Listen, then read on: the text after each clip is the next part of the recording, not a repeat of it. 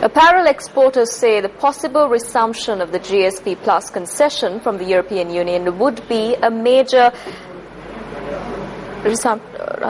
boost for the sector.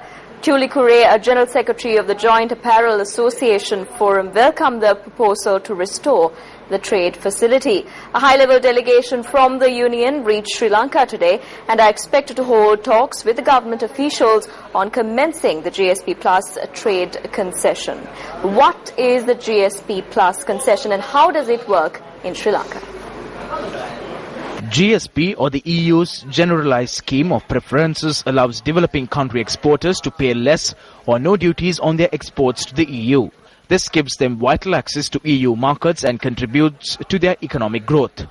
The GSP Plus enhanced preferences means full removal of tariffs on essentially the same product categories as those covered by the general arrangement. These concessions are granted to countries which ratify and implement international conventions relating to human and labor rights, environment and good governance. The GSP Plus trade concessions for Sri Lanka, primarily centered around apparel exports, was first granted in 2005 and enabled Sri Lanka to compete with other exporters whose production costs were lower. However, in February 2010, after the then government rejected the imposition of conditions by the EU in terms of human rights and constitutional reform among others, the EU withheld the trade concession to Sri Lanka. Nevertheless, considering the fact that according to official government data, revenue from apparel exports have increased over the last 5 years, notwithstanding the absence of GSP Plus, what effect will the resumption of the concession have on the apparel sector?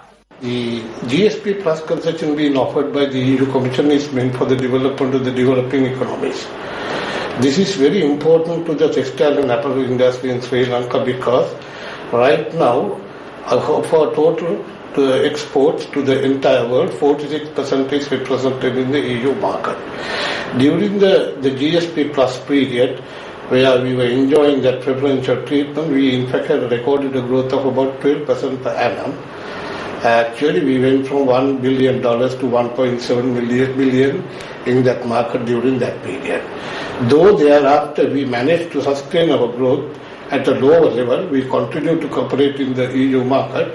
Our growth rate was brought down to 7%. In other words, had the GSP Plus been there, we would have in fact recorded an additional $500 to $600 billion annually in that market, recording about 12% growth. So this government, the present government, has declared that they will be taking all possible action to apply for the GSP Plus restoration, and we believe that will be a boosting effect to the textile and apparel industry in Sri Lanka, and we welcome that proposal.